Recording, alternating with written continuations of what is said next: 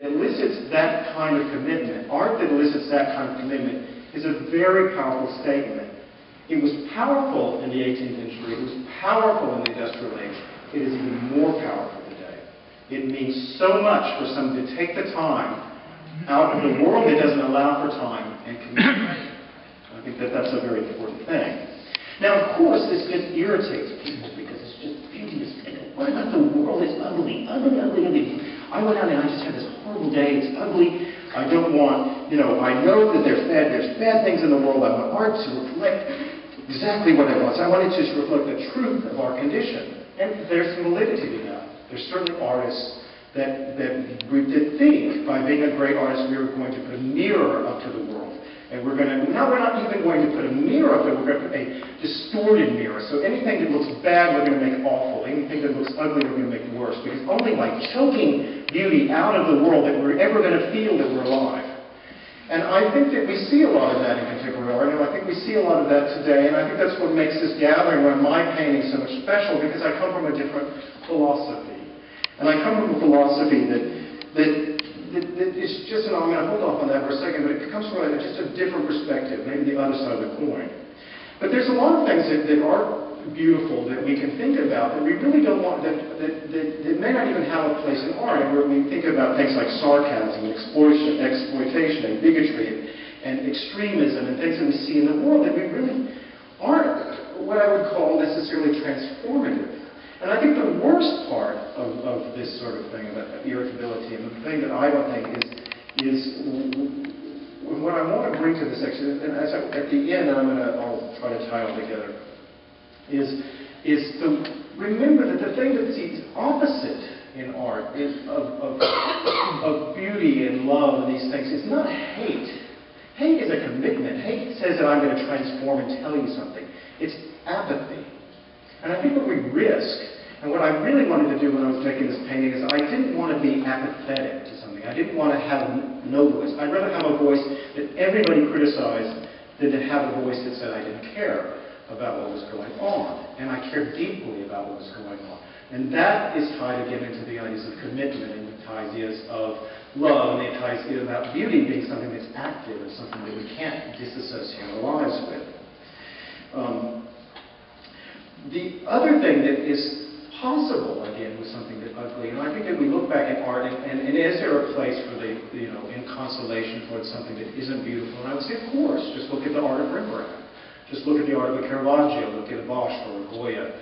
Look at something that's transformative. Because I think we look for art to be transformative, and in this event, I have made a point of making something that I feel is transformative in my own way as an artist. It's not that I had any answer to do, but when I look at the aging, this is representing triage here, and this is obviously somebody who's been sick after the whole idea. And something that's very painful can also be transformative and suggest something beautiful. So I think if you look at this symbolically, you can think of something of a transfiguration, perhaps. There's a way to change something that's material into something that's spiritual. And I think the transfiguration is what you need to look at when you're looking at a lot of art, and you're saying, what does it change in me? Has it changed an idea? Has it given me something?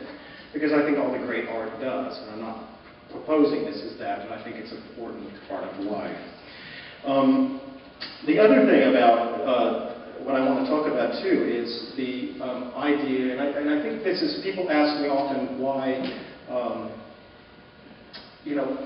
let's go back to Rembrandt a second.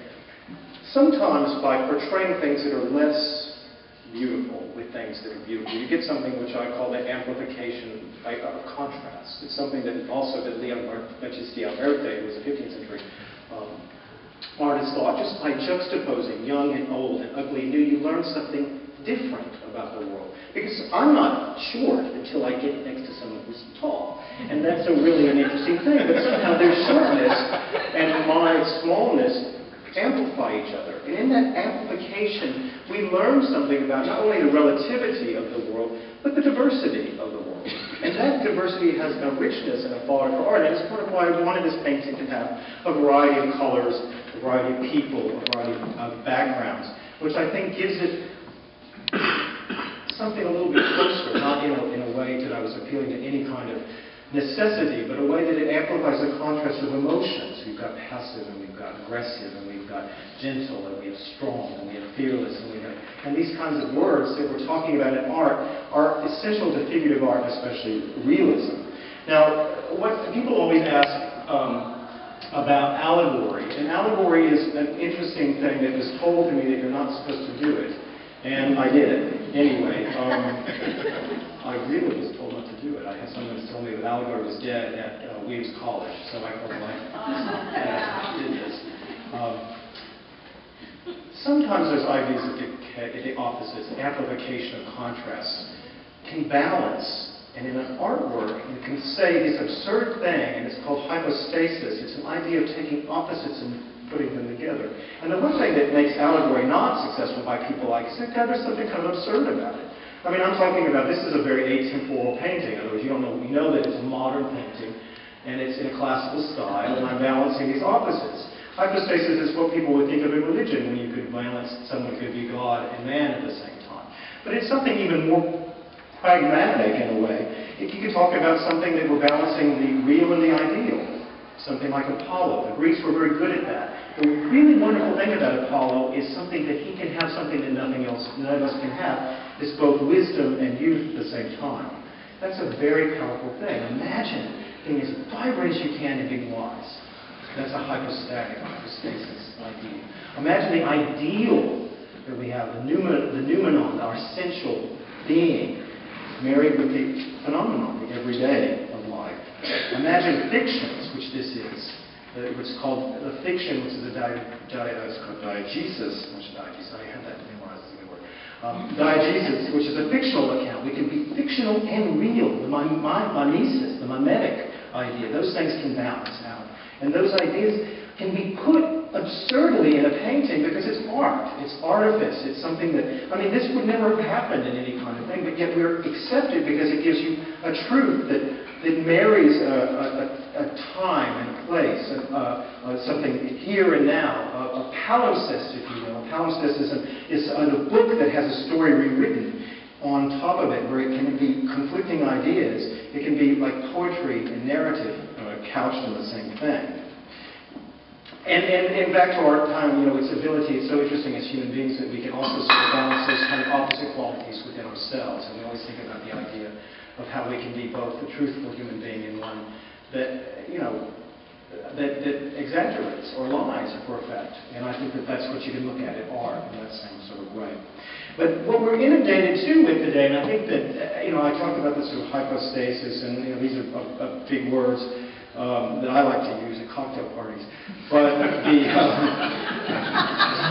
to people, but what we're told every day of our lives is that we have to be new as artists. New. We're inundated with novelty. Novelty is something that has some value. The problem with novelty is it really mirrors our lives in a very inappropriate way. What it's saying that our lives, in a way, it sort of melts away in the same way that time melts away. But I think instead, in a sort of fashion, but I think instead that novelty might be the enemy of invention. Invention itself might require some sort of permanence. And I think that art for me, and I want everybody to sort of think about art maybe in different terms here, that art might, in a way, be the only sort of permanent thing that we have, at least as permanent as things get. And for one reason, it functions is a way, it functions as something called a mithridate, which is an interesting another cocktail party word, which means that little by little it helps us live life a little healthier, a little bit more permanent. In other words, it can inoculate us. A mithridate was people used to think if you put a tincture of poison, just a little bit of gravy and water, that all of a sudden that's not going to give you cholesterol poisoning down the line, and it didn't happen. It was just a little mithridate was a drop of poison that you take little by little, so that when the big poison happened, you would be immune to it. And so art gives us that little bit of joy, a little bit of something, a little bit of transfiguration, so that when the big catastrophe like 9/11, or unfortunately the next thing happens, it gives us a strength to that.